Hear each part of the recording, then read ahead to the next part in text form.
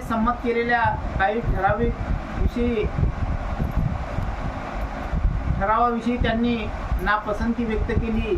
तथापि परिषदेने गुरु बंधुत्व निर्माण करण्याचेच नव्हे तर बौद्ध धर्माचा प्रचार करून त्यासाठी त्याग करू असे जाहीर करावे असा त्यांनी परिषदेकडे आग्रह धरला. आपल्या भेटी संबंधाने स्पष्टीकरण करताना ते म्हणाले, मी बौद्ध बंधुत्वाचा अद्याप स्वीकार केलेला नसला तरी माझ्या भेटीचा उद्देश फार गहन आहे. म्हणजे बाबासाहेब आंबेडकरांनी या परिषदेमध्ये जी कॅनडामध्ये एक परिषद भरली होती आणि त्या परिषदेमध्ये बाबासाहेब आंबेडकरांनी भाषण करण्यासाठी नकार दिला होता की या परिषदेमध्ये मला कुठल्याही पद्धतीचं बोलायचं नाही आहे, कारण बाबासाहेब आंबेडकर दिवसेंदिवस या बौद्ध धर्माच्या वाटचालीकडे वळत होते. गौतम बुद्धाचे धड्यानुधडे गौतम बुद्धाचा संपूर्ण इतिहास चाळून ते बघत होते आणि तथागत भगवंताच्या मार्गाने आपल्याला जायचं आहे हा विचार त्यांच्या मनामध्ये सतत घोळत होता. त्यामुळं त्यांनी सांगितलं की बौद्ध धर्माचा प्रचार करून त्यासाठी त्याग करू असे जाहीर करावे असा त्यांनी परिषदेकडे आग्रह धरला. आपल्या भेटीसंबंधाने स्पष्टीकरण करताना ते म्हणाले, मी बौद्ध बंधुत्वाचा अद्याप स्वीकार केलेला नसला तरी माझ्या भेटीचा उद्देश फार गहन आहे. गहन म्हणजे अतिशय असा मोठा आहे, कारण मी जरी आज रोजी बौद्ध धर्म स्वीकारला नसेल परंतु या बौद्ध धर्माची जी काही मूलभूत तत्व असतील, जी काही मूलभूत अधिकार असतील तर त्याच अधिकारावर मला चालायचं आहे आणि त्याच तत्वाने सुद्धा मला वागायचं आहे. म्हणून मी बौद्ध बंधुत्वाचा अद्याप स्वीकार केलेला नसला तरी हरकत नाही, परंतु त्याचे उद्देश मात्र फार मोठाले आहे. आंबेडकरांनी परिषदेच्या प्रतिनिधींसमोर भारतातील बौद्ध धर्माचा विकास आणि विनाश या विषयावर कोलंबो येथे भाषण केले. म्हणजे बाबासाहेब आंबेडकरांनी कोलंबो या देशामध्ये सुद्धा भारतातील बौद्ध धर्माचा विनाश आणि विकास म्हणजे बौद्ध धर्मामध्ये कशा पद्धतीचा विकास केला जातो आणि बौद्ध धर्मामध्येच काही अधर्मीय लोक असतात आणि अधर्मीय लोकांमुळे तो धम्म नाश पावला जातो. म्हणजे वाईट कृत्य केल्याने जर त्या धम्माचं निर्मूलन थांबत असेल तर मात्र तिथं विनाश केला जातो. या विषयावर कोलंबो येथे भाषण केले आणि बौद्ध धर्म हिंदुस्थानातून नष्ट झाला. म्हणजे सम्राट अशोकानं जेव्हा या बौद्ध धर्माचा स्वीकार केला, आपली स्वतःची मुलगी आणि मुलगा या देशाला अर्पण केले आणि अख्खा भारत देश बौद्धमय करीन अशा पद्धतीचे जेव्हा त्या संघमित्रांना आणि सुमेधानं जेव्हा गायलं होतं, हा अख्खा भारत देश त्या सम्राट अशोकाच्या पुत्र आणि पुत्रींनी म्हणजे मुलांना आणि मुलींनी या धर्माचा दीक्षांत समारंभ करून दीक्षा घेऊन अख्खा भारत बौद्धमय करी अशा पद्धतीचं एक शेंडीला गाठ बांधली होती, असे ब्रीद काढले होते. आणि तेव्हा काही अंश भाग हा फक्त बौद्ध धर्माचा राहिला होता आणि त्यानंतर मग या अफगाणिस्तानच्या लोकांचं म्हणजे मुसलमानांचं या देशावर राज्य निर्माण झालं. ब्रिटिशांचं राज्य आलं.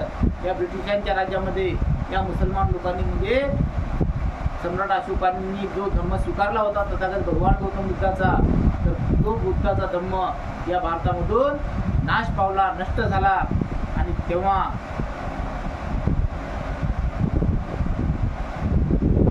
नष्ट झाला आहे हे म्हणणे साफ चुकीचे आहे असे सांगून ते म्हणाले, बौद्ध धर्म भौतिकदृष्ट्या नष्ट झाला आहे हे म्हणणे मी मान्य करतो, परंतु आध्यात्मिक शक्ती म्हणून तो अजून जिवंत आहे.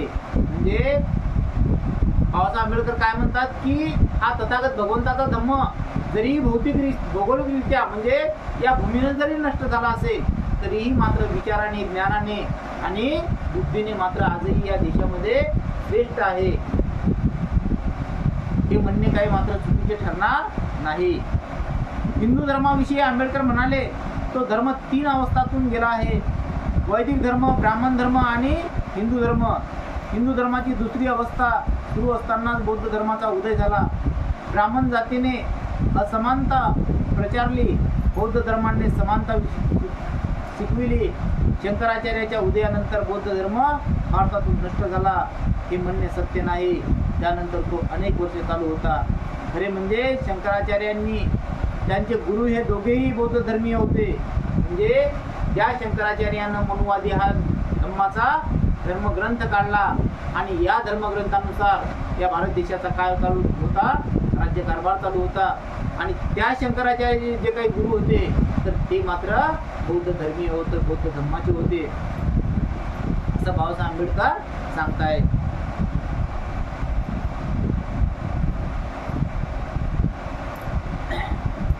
त्यानंतर तो अनेक वर्षे चालू होता. खरे म्हणजे शंकराचार्य आणि त्याचे गुरु हे दोघेही बौद्ध धर्मीय होते.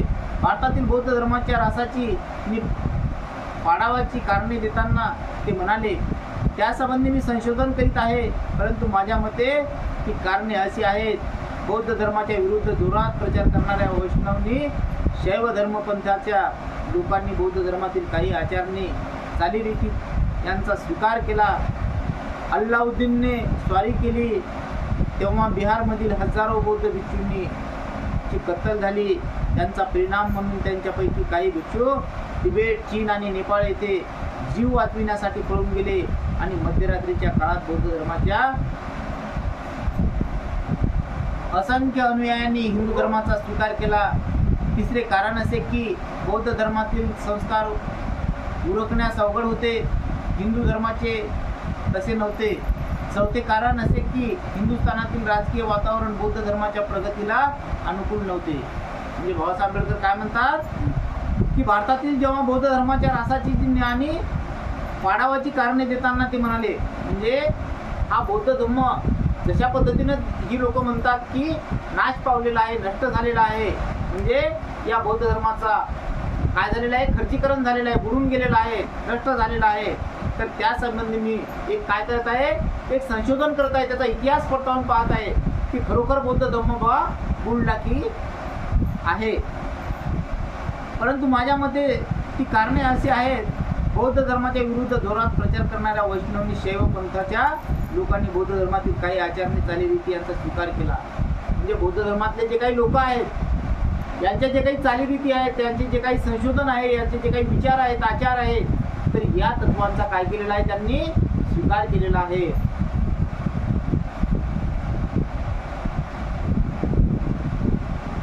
अल्लाउद्दीनने स्वारी केली तेव्हा बिहारमधील हजारो बौद्ध भिक्षूंची कत्तल झाली.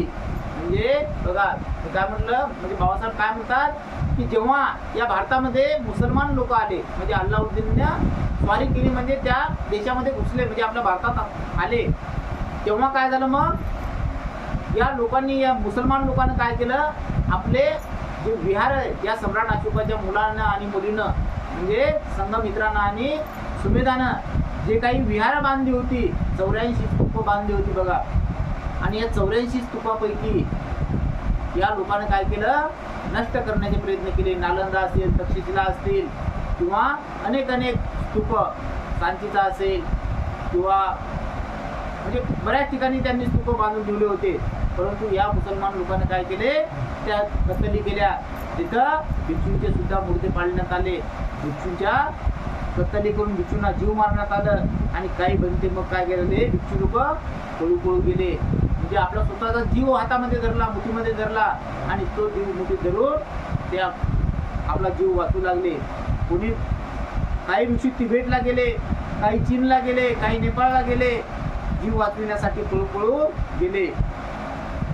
मध्यरात्रीच्या काळात बौद्ध धर्माच्या असंख्य अनुयायांनी हिंदू धर्माचा स्वीकार केला. म्हणजे या लोकांचा काय होता, एक वचक होता, आणि वचक असल्यामुळं मग बौद्ध धर्मातले लोक काय झाले बापा, म्हणजे कोणाला मरायची भीती, हे लोक जाणून बुजून त्यांना जीव मारायचे, त्यांचा छेड करायचे, त्यांच्यावर आक्रमण करायचे.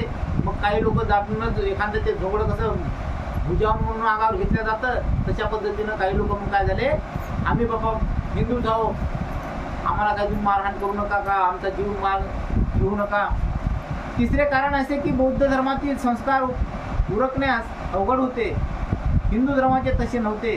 चौथे कारण असे की हिंदुस्थानातील राजकीय वातावरण बौद्ध धर्माच्या प्रगतीला अनुकूल नव्हते. म्हणजे हिंदुस्थानामधलं जे काही हिंदूचं वातावरण होतं, तर ते मात्र बौद्ध धर्मासाठी काही अनुकूल नव्हतं. कारण हा हिंदू धर्म काय करत होता, या बौद्ध लोकांचा काय करत होता, तिरस्कार करत होता. दलित लोकांचा, पिछड्या वर्गांचा हे लोक पाठ धरायचे. परंतु काही हिंदू विद्वान, विचारवंत आणि परदेशी विद्वान यांच्या मते बौद्ध धर्माच्या पाडावाला अनेक कारणे झाली. त्यांची मते आंबेडकरांच्या मताहून वेगळी आहेत. विश्वव्यापी महत्त्वाकांक्षेमुळे त्या धर्माचा फैलाव सर्व जगभर झाला, परंतु त्याला प्रादेशिक केंद्र कुठेच शिल्लक राहिले नाही. बौद्ध धर्माने हिंदुस्थानातील सर्व राष्ट्रीय देवदेवता आणि देवस्वरूप पुरुषांचा अवेर केला आणि बुद्धाचा सर्वात मोठा देव म्हणून जे जे कार्य केला. ज्या हीन गणलेल्या विभूती पूजेच्या विरुद्ध बुद्धाने बंड केले, त्या विभूती पूजेचा अंगीकार करून बौद्ध धर्मीयांनी बुद्धाचे दात, केस आणि रक्षा या अवशेषांच्या मिरवणुका काढून त्या त्वचाचा सूड तत्वाचा सूड घेतला. जोपर्यंत बौद्ध धर्म ही समाजात सुधारणा घडवून आणण्याची चळवळ आहे असे भारतीयांना वाटत होते, तोपर्यंत बौद्ध धर्माची प्रगती झाली. परंतु बहुजनांचा राष्ट्रीय धर्म असलेल्या वैदिक धर्माविरुद्ध जेव्हा बौद्ध धर्म उघडपणे कार्य करू लागला, तेव्हा बौद्ध धर्माविषयी भारतात असलेली सहानुभूती नष्ट झाली. म्हणजे बघा, या हिंदू धर्माचं मत काय होतं की जर बौद्ध धर्म आमच्या हिंदू धर्माच्या तत्वानुसार जर वागत असेल तर आम्ही त्यांना काय करू, अतिशय चांगलं जवळून वापर करू. आम्ही सुद्धा त्या धर्माला मानायला तयार होऊ, आम्ही सुद्धा त्या तथागत भगवंताला मानू. परंतु आमच्या जर धर्माच्या विरुद्ध म्हणजे आमच्या चळवळीच्या विरुद्ध जर तो धर्म कार्य करत असेल तर मात्र आम्ही काही त्यांना मानणार नाही. भारतीयांना वाटत होते तोपर्यंत बौद्ध धर्माची प्रगती झाली, परंतु बहुजनांचा राष्ट्रीय धर्म असलेल्या वैदिक धर्माविरुद्ध जेव्हा बौद्ध धर्म उघडपणे कार्य करू लागला, तेव्हा बौद्ध धर्माविषयी भारतात असलेली सहानुभूती नष्ट झाली. वैदिक धर्मीय हिंदू मुसलमानाच्या विरुद्ध शौर्याने लढले, पण आपली मातृभूमी सोडून इतर देशात पळून गेले नाहीत. म्हणजे मुसलमानाचं आणि हिंदूचं काय झालं, तिथं युद्ध झालं, परंतु मात्र मुसलमान काही घाबरले नाही आणि हिंदू मात्र त्या ठिकाणी काय झाले, मग पळू गेले.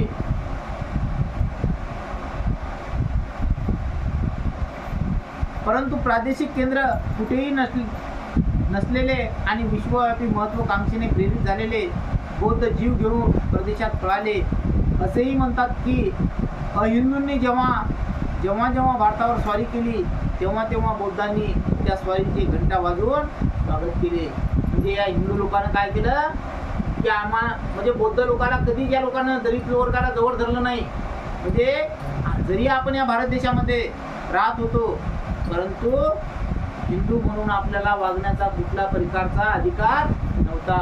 कारण हिंदू हे सवर्ण लोक फक्त त्यांना स्वतःला हिंदू म्हणायचे आणि आपल्याला जरी हिंदू म्हणून वागवत होते, परंतु मात्र या लोकांच्या जवळपास आपल्याला काही ते लोक राहू देत नव्हते.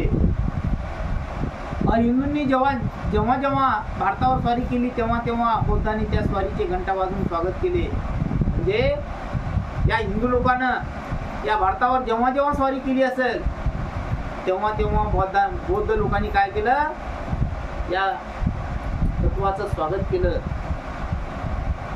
शिवाय बौद्ध धर्मातील निरीश्वरवाद मुक्ती मिळविण्यावर दिलेला भर, त्या धर्माचा उदास स्व, जगाविषयी त्या धर्मास वाटत असलेली अनास्था, कुटुंबियाविषयी वाटत असलेला निष्काळजीपणा यामुळे बौद्धांची महान कार्ये हाती घेण्याची युक्ती खच्ची झाली. म्हणून सांप्रतच्या हिंदू धर्मीय नेत्यांनी अस्पृश्य हिंदूंना असा इशारा दिला आहे की जर बाहेरील बौद्ध जगातील लोक त्यांचे भवितव्य उजळण्यासाठी प्रयत्न करतील, या आशेने ते बौद्ध धर्मात गेले तर ते बुद्ध भगवान की जय, भगवान की जय, महात्मा ज्योतिबा फुले की जय.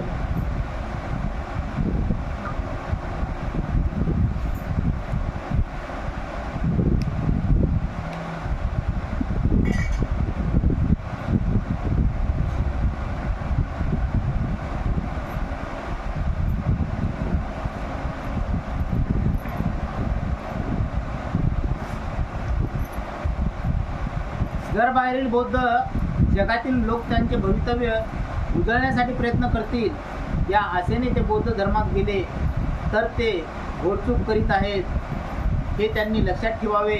कारण गतकाळात भारताबाहेरील देशाकडे बौद्ध धर्मीयांनी आपली नजर आणि सहानुभूती वळविल्यामुळे त्यांना भारतात पाठिंबा आणि सहानुभूती मिळू शकली नाही. म्हणजे बाबासाहेब आंबेडकर जेव्हा या बौद्ध धर्माच्या मार्गाकडे वाटचाल करू लागले, जाऊ लागले, तेव्हा मात्र या गांधीच्या आणि याच्या मनामध्ये सल्ल्या जात होतं की आता बाबासाहेब आंबेडकर काही आपल्या धर्मासोबत मिळून जुळून काही राहणार नाही. यांचा जो काही अस्पृश्य समाज आहे, दलित पिछडा वर्ग आहे, तो मात्र आता यांच्या पाठीमागं जायला तयार होणार आहे. म्हणून त्यांना कुठल्याच पद्धतीची सहानुभूती ते देत नव्हते. आंबेडकरांनी नंतर कोलंबो येथील नगर सभागृहामध्ये एक व्याख्यान दिले. तेथील अस्पृश्यांनी बौद्ध धर्म स्वीकारावा अशी त्यांनी कळकळीची विनंती केली. तेथील अस्पृश्य समाजाने स्वतंत्र संघटना ठेवण्याची आवश्यकता नाही असे त्यांनी सांगितले. शिलोनमधील बौद्ध धर्मीयांना त्यांनी अशी विनंती केली की दलित वर्गाच्या हितासाठी त्यांनी आईबापाच्या कळकळीने झटावे आणि त्यांना आपल्या धर्मात घ्यावे. म्हणजे बाबासाहेब आंबेडकरांनी एकाच देशातल्या बौद्धाबद्दल नाही सांगितलं.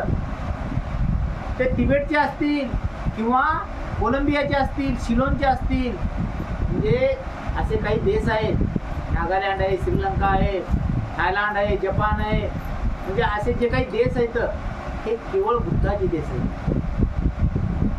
आपला भारत देश हा बुद्धाचा देश आहे, परंतु आपल्या भारतातली आगड पगड जातीले जेवढं महत्त्व आहे एवढं बौद्ध जातीले महत्त्व. आणि बाहेरचे जे देश आहेत ते या भारताचं दर्शन घेतात. काहून घेतात की भारताची जी भूमी आहे तर ही बुद्धाची भूमी आहे. आणि त्या लोकांच्या देशातनी बुद्ध जन्मले नाहीत, परंतु फक्त या बुद्धाचे विचार प्रेरित झालेले आहेत. बाबासाहेब आंबेडकरांनी या जगातले विचार पसरवण्याचं काम केलं. त्या बुद्धाच्या विचारानं सुद्धा हे लोक अख्खा देश त्याचा बुद्ध आहे. आणि या भारतामध्ये जन्म असून सुद्धा ही पराकाष्ठा आहे. दलित वर्गाच्या हितासाठी त्यांनी आईबापाच्या कळकळीने झटावे आणि त्यांना आपल्या धर्मात घ्यावे. परिषद संपल्यावर आंबेडकर भारतात यावयास निघाले. वाटेत त्यांनी त्रिवेंद्रम आणि मद्रास येथे व्याख्याने दिली. त्रिवेंद्रम येथील विधिमंडळाच्या सभागृहात बोलताना त्यांनी असे जाहीर केले की घटनात्मक नीती ही राज्यघटनेपेक्षा महत्त्वाची आहे आणि जर हिंदुस्थानात लोकशाही यशस्वी करावयाची असेल तर लोकांनी आणि शासन संस्थांनी विशिष्ट संकेत आणि नीती पाळली पाहिजे. निस्पृह राज्यकारभाराचे उदाहरण म्हणून ब्रिटनकडे बोट दाखवून ते म्हणाले, हिंदुस्थानातील राज्यकर्ते हे वशिलेबाजी चालू देतात अशी पुष्कळ उदाहरणे आहेत. त्रावणकोरच्या मुख्यमंत्र्याशी त्यांनी सरकारी अतिथ्यगृहात हिंदू संहिता विधेयकाविषयी चर्चा केली. तेथील महाअधिवक्ता ॲडव्होकेट जनरल, नामांकित निर्बंध पंडित आणि सेवानिवृत्त न्यायाधीश यांच्याशी त्यांनी चर्चा केली. त्रिवेंद्रममधील वास्तव्यात आंबेडकरांना तेथील काही देवळे दाखविण्यात आली. देवळाचे आणि तेथील ब्राह्मण पुरोहितांचे नीट निरीक्षण करून ते म्हणाले, शिव शिव, काय हा संपत्तीचा आणि अन्नाचा नाश. म्हणजे बाबासाहेब आंबेडकर काय म्हणतात, म्हणजे आपल्या मायदेशी परत येताना मधात एका त्रिवेंद्रम नावाच्या देशामध्ये ते भेट देतात आणि त्रिवेंद्रम नावाच्या देशाला भेट दिल्याच्या नंतर तिथील त्या विधिमंडळात म्हणजे तिथलं जे काही सभागृह असेल, मंत्रिमंडळ असेल, त्या मंत्रिमंडळाच्या सभागृहामध्ये भाषण देतात आणि त्या भाषणामध्ये सांगतात की हिंदुस्थानात लोकशाही यशस्वी करावायची असेल तर लोकांनी आणि शासन संबंधांनी विशिष्ट संकेत आणि नीती पाळली पाहिजे.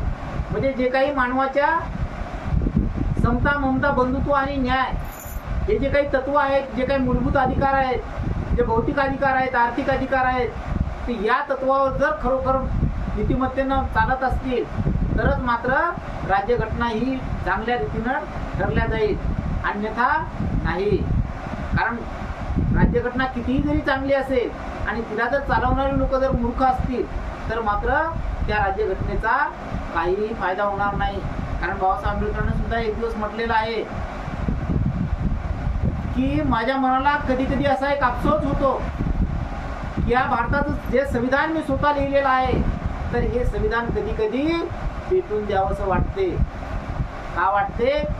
कारण हे संविधान चालवण्यासाठी हा जो काही सरकारी वर्ग आहे हा वर्ग काही त्या लायकीचा नाही. म्हणून मला असं वाटते की हे संविधान पूर्णपणे पेटून द्यावं. कारण